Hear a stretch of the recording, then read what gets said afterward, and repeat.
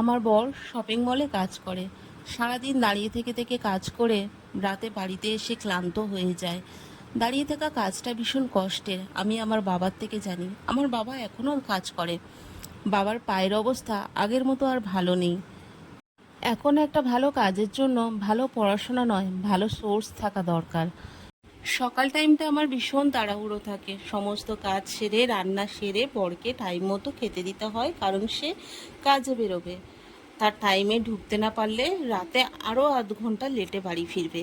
সেই কারণে আমি চেষ্টা করি যত তাড়াতাড়ি সম্ভব তাকে টাইমে ছাড়ার। যেদিন যেদিন আমার দেরি হয়ে যায়, আমার বর সেদিন সেদিন আমার হাতে হাতে করে দেয়। কারণ কি, আমার একটা ছোট বাচ্চাও আছে, তাকে সামলে আমাকে সব কিছু সারতে হয়। সে যদি ঘুম থেকে উঠে যায়, তাকে খাওয়ানো দাওয়ানোর একটা ব্যাপার চলে আসে সকাল টাইমটা। সেই কারণে আমার বড় আমার হাতে হাতে কাজ করে দেয়। আমি অনেকবার বলেছি, থাক তোমাকে করতে হবে না, আমি ধীরে সুস্থে পরে করে নেব। আর তাছাড়া লোকে দেখলেই বা বলবে কি। তখন ও আমায় বলে, প্রথমত তুমি বাচ্চা নিয়ে একা পরে কাজ করতে পারবে না, আর দ্বিতীয়, লোকের কথায় কান দিও না, তাহলে নিজের মতো করে বাঁচতে পারবে না। আর তাছাড়া কোনো কাজই ছেলে বা মেয়ের ভাগাভাগ হয় না, সব কাজ সবাই করতে পারে। এটা যে মেয়েদের কাজ ছেলেরা করতে পারবে না এমন তো নয়। তাহলে ছেলেদের কাজগুলো মেয়েরা কিভাবে করে? সব কাজ সবাই করতে পারবে। এটা শুনে আমি একটু অবাক হলাম। সত্যি আমার বরের চিন্তা ভাবনাগুলো একটু আলাদা, একটু অন্যরকম। আমার আর্থিক দিক থেকে অভাব থাকলেও ভালোবাসার কোনো অভাব নেই। আর্থিক দিক শুধু সুখ আনতে পারে, শান্তি নয়, কিন্তু ভালোবাসা সুখ শান্তি দুটোই আনতে পারে। গল্পে গল্পে অনেকটা কাজ আমার এগিয়ে গেল। বাসি কাজ মোটামুটি হয়ে গিয়েছে। এবার চলে যাব রান্নার দিকে। ওর বাবা এখনও ঘুমাচ্ছে, আমি ডাকিনি।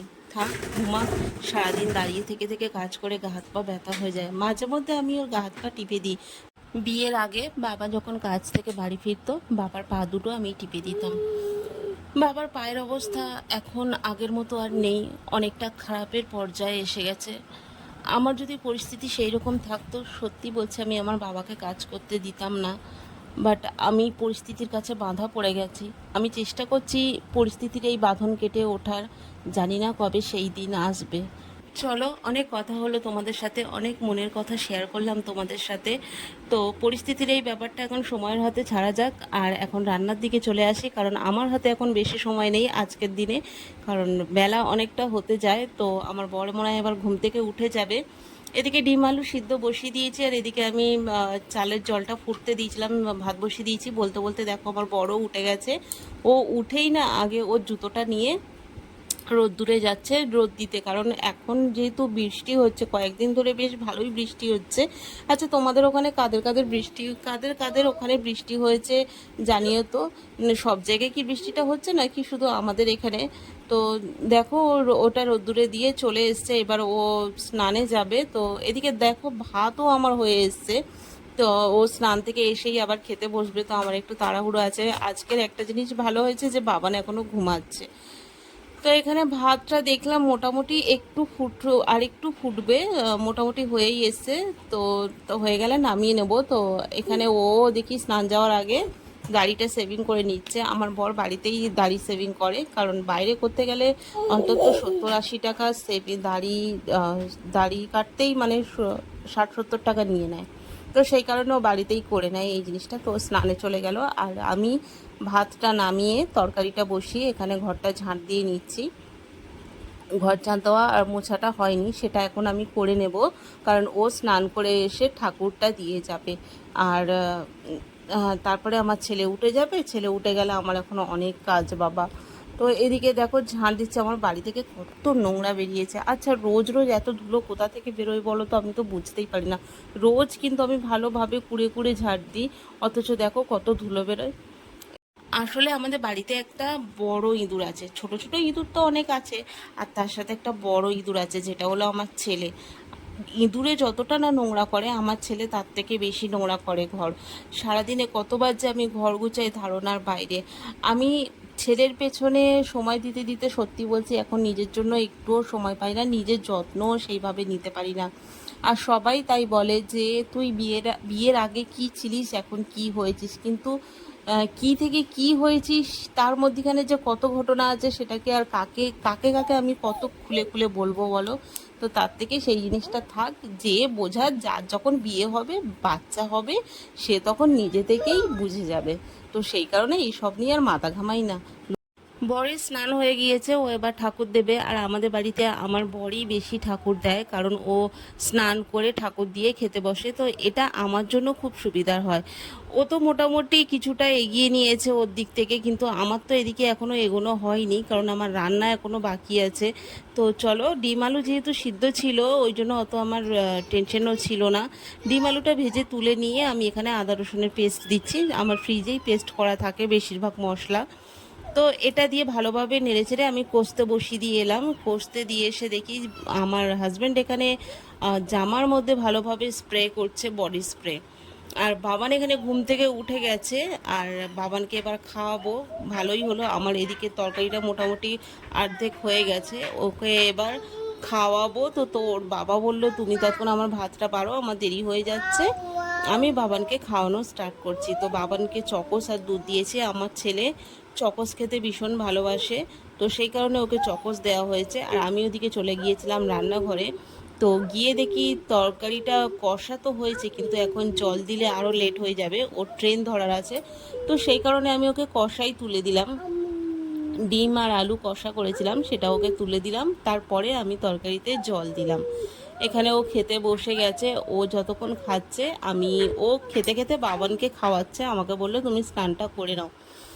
আমার তখনও স্নান হয়নি, সেই কারণে ওরা খাচ্ছে বলে আমি স্নান করতে চলে গিয়েছিলাম। তো স্নান টান সেরে এসে তার ওর বাবা এখানে রেডি হয়ে গেছে কাজে যাওয়ার জন্য। তো ওর বাবা কাজে বেরিয়ে গেল। তো তারপরে আমি দেখো, মেয়েরা স্নান করে আসলে সিঁদুরটা মাস্টলি দরকার হয়।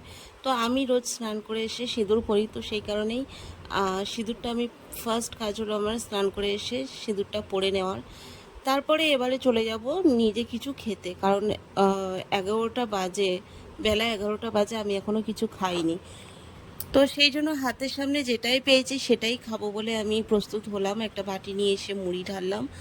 আর বাড়িতে ছিল কলা, ছেলের জন্য একটা নিয়েছি, আমি একটা নিয়েছি। ছেলে যেহেতু টিফিন খেয়েছে, জানি না খাবে কি না, বাট ট্রাই করব। কলা খাওয়াটা খুবই ভালো, কারণ আমার ছেলের পটিটা ক্লিয়ার হচ্ছে না, তো সেই কারণেই বিশেষ করে কলাটা আনা। ছেলে তো কিছুতেই খাবে না, জ্ঞান জ্ঞান করছে, মানে ও খেতেই চাইছে না। তো একটা ছেলের জন্য তোলা রইলো, আর একটা আমি খাচ্ছি। এটা ওর জন্য সাইড করে রেখে দিলাম, যদি খেতে চায় পরে খাওয়াবো। তো 11টা বাজে, এখন আমি টিফিন করছি। এরপর টিফিন করার পর বাবানকে স্নান করাবো, তারপরে ওকে খাওয়াবো, আর তারপর ওকে ঘুম পাড়াবো। মানে এই করতে করতে তারপর আমার জামা কাপড় তোলার আছে, এই করতে করতে আমার টুকিটাকি সারাদিন কাজ লেগেই থাকে। বাবান ঘুমালেও তারপর আমার ফোনে হয়তো ভিডিও একটু এডিট করা, এই করা সেই করা, লেগেই থাকে আমার কাজ। দুপুরবেলা দেখো, বাবানকে স্নান করিয়ে আজকে যেহেতু ডিমের ঝোল করেছিলাম, বাবানকে আমি খাওয়াচ্ছিলাম। বাবান প্রথমে খেতে চাইছিল না, তো ওকে জোর করে খাওয়াতে হয়, ভুলিয়ে ভালিয়ে খাওয়াতে হয়। মাঝে মাঝে এমনও হয় যে ও চুপচাপ খেয়ে নেয়, কিন্তু আবার মাঝে মাঝে একটু বায়না করে। ছোট মানুষ, বাচ্চা মানুষ, ও তো করবেই। আমাকে ম্যানেজ করতে হবে কিভাবে ওকে কি করে খাওয়াবো, কি করব, সব কিছু আমার ওপর। তারপরে দেখো, এটা আছে যেটা বাচ্চাদের বলে গ্রিপ ওয়াটার। তো এটা খেতে আমার ছেলে ভীষণ ভালোবাসে। ওকে সচরাচর এটা আমি কম দিই, কিন্তু ওর কদিন ধরেই একটু গ্যাসের প্রবলেম হচ্ছে বলে হজমের জন্য ওটা ওকে দিয়েছি। এদিকে আমি খেতে বসবো এবার। বাবানকে তো অনেক চেষ্টা করেও বাবান ঘুমালো না, তো আমি এবার খেতে বসবো। খিদে পেয়েছে, অনেকটা দেরি হয়ে গেছে, প্রায় 2:45 বাজে। আর বাবানকে অনেক চেষ্টা করানোর পরও বাবান ঘুমালো না, তাই ভাবলাম ও যখন খেলছে খেলুক, আমি এবার খেয়ে নিই। তো 2 পিস আলু আর ডিম আর ভাত নিলাম, আর তার সাথে একটা কাঁচা লঙ্কা নিলাম, এটাই খাবো। আমাদের সাধারণত বেশি একটাই তরকারি হয়, সকাল টাইমটা অত সময় থাকে না দুটো তিনটে করার। আর একটা তরকারি দিয়ে খেতে খেতে আমাদের অভ্যাস অভ্যাস হয়ে গেছে বললেই চলে, মানে অতটা অসুবিধা আমাদের হয় না। তারপর দুপুরে ঘুমানোর পর বাবানকে একটু বাইরে নিয়ে গেছিলাম বিকালে। বাবান বাইরে থেকে বিকালে একটু খেলে এসে সন্ধেবেলা ওকে দিচ্ছি কেলগস। আচ্ছা, কেলগসটা কি বাচ্চাদের জন্য সঠিক মানে দেওয়া যাবে কি? আমরা কেলগস তো কিনে খাওয়াচ্ছি ওকে, প্রথমবারে ওকে কেলগস কিনে খাওয়াচ্ছি। তো এটা ওর জন্য কি ঠিকঠাক না দেওয়া যাবে না সেটা আমি জানি না। তো কেউ যদি জানো তো একটু কমেন্টে জানিও। তারপর দেখো রাত্রে ওর বাবা চলে এসেছে, আর আজকে ও বাবানও ঘুমিয়ে পড়েছে, কারণ ওর বাবা না আসা পর্যন্ত বাবান বেশিরভাগই জেগে থাকে, বাট আজকে ঘুমিয়ে পড়েছে। ওকে খাইয়ে দাইয়ে আমি শুইয়ে দিয়েছি। তো চলো আজকে ভিডিওটা এখানেই শেষ করছি, দেখা হচ্ছে কাল।